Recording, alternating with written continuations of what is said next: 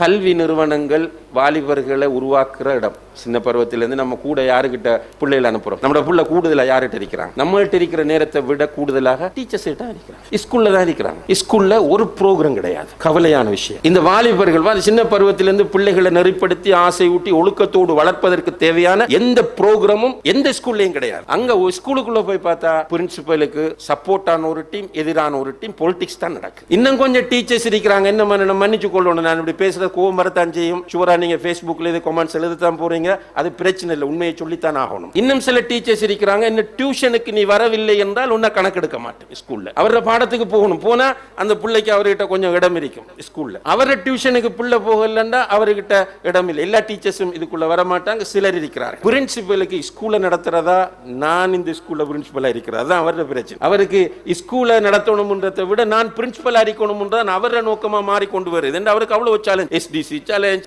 மற்ற மற்ற பிரச்சனைகள் அவருக்கு இருக்கு. அப்ப ஸ்கூலும் தோல்வி. அப்ப இருக்கிற ஒரு இடம் என்னன்னு பார்த்தா பள்ளி வாசலுக்குள்ள வந்து பாருங்க, சுப்ஹானல்லாஹ் இன்னா லில்லாஹி வ இன்னா இலைஹி ராஜிஊன் மினிட் எழுதுவாங்க. தேவண்டா செக் பண்ணி பாருங்க, அந்த மினிட்களுடைய நிலை போஸ்ட்மார்ட்டம் தான். மினிட்ல என்ன பேசுறேன்னா தலைவர் பிரச்சனை, செயலாளர் பிரச்சனை, பொருளாளர் பிரச்சனை, இதை பார்த்து முடிகிறதுக்கு பள்ளிக்கு டைம் இல்லை. ஏதோ நோன்பு ஹொத்பா நடக்குது, ஹொத்பாவை போய் பாருங்க, ஹொத்பாக்கு நிர்வாகத்துக்கு சம்பந்தம் இல்லை. நல்ல ஹத்தீப் கொண்டு வந்து ஹொத்பா ஓதி போட்டு போறார் எல்லா பள்ளியிலையும். நிர்வாகத்துக்கும் ஹத்தீபுக்கும் சம்பந்தம் இல்லை. அது ஹொத்பா கோஆர்டினேட்டர் ஒரு ஆள் இருப்பார், அவர் எல்லா பள்ளியிலையும் கிட்டத்தட்ட. செயலாளர் ஆள் போட்டா இல்ல, தலைவரா ஹொத்பாக்கு ஆள் கொண்டு வந்தா இல்ல, அது ஒரு 2 பேர் அல்லது ஒரு ஆள் இருப்பார், அவர் அதை பார்த்துக்குவார். இந்த நிர்வாகத்தில பிரச்சனை வேற. பெரிய ஒரு அமானிதத்தை சுமந்திருக்கிறவர்கள், அல்லாஹ்ட வீட்டு அமானிதத்தை சுமந்திருக்கிறவர்கள் சிம்பிளா நினைத்து கொண்டு போகிறார்கள். கொஞ்சம் இறையச்சம் இல்லாமல், மௌத்துக்கு பயம் இல்லாமல், நாளை அல்லாஹ்விடத்திலே பதில் சொல்ல வேண்டும் என்ற அக்கறை இல்லாமல் இந்த பள்ளிவாசல்களிலே வந்து சண்டை பிடித்து பொறுப்புகளை எடுத்துக்கொண்டு, அந்த பொறுப்புகளுக்கு நான் அல்லாஹ்விடத்தில், இது வீட்டு பொறுப்பு மாதிரி அல்ல. வீட்டு பொறுப்பு சின்னொரு சர்க்கிள்,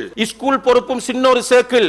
ஆனால் பள்ளிவாசல் என்பது அந்த சமுதாயத்தின் அடிப்படையான சென்டர். இந்த சென்டரை பொறுப்பெடுக்கிற ஒருவர் நிச்சயமாக வல்லாஹி அல்லாஹ்விடத்தில் தப்பித்துக் கொள்ளவே முடியாது. ஆனால் அதுக்காக ஒதுங்கவும் முடியாது. வரணும், பொறுப்பெடுக்கணும், பொறுப்போடு செயற்படணும். கொஞ்ச காலத்துக்கு முதல் நீங்க பாத்தீங்கன்னா நம்ம பள்ளிகள், எல்லா பள்ளிகளிலும் வாலிபர்கள் நிறைந்து போயிருந்தார்கள். முந்தைய ஒரு காலம் இருந்துச்சு, முதியவர்கள் தான் பள்ளியில் இருப்பார்கள். ஜும்மாக்கு போனா தோல்ல சால்வையும் போட்டு கொஞ்சம் முதியோர்கள் காலையில இருந்து வந்திருப்பாங்க. பிறகு மாஷா அல்லாஹ் அது மாறிச்சு, வாலிபர்கள் நிறைய இருந்தார்கள். ஒவ்வொரு அமைப்பும் வாலிபர்களை கொண்டு வந்துச்சு. இப்ப வாலிபர்களை பள்ளிகளுக்குள்ள காண முடியல. அதை பத்தி கவலையும் இல்லை நமக்கு. பெரிய ஒரு ஆபத்தை நோக்கி நம்ம போய் கொண்டிருக்கிறோம் சகோதரர்களே. அல்லாஹ்வை பயந்து கொள்ள வேண்டும். மௌத் கன்ஃபார்ம் ஆனது. அல்லாஹ் தஆலா நம்ம வாழக்கூடிய காலத்தில் திடீர் மரணங்களை அதிகமாக காட்டுகிறான். பெரிய பெரிய அனர்த்தங்களை அல்லாஹ் தந்து கொண்டிருக்கிறான் சோதிக்கிறதுக்காக.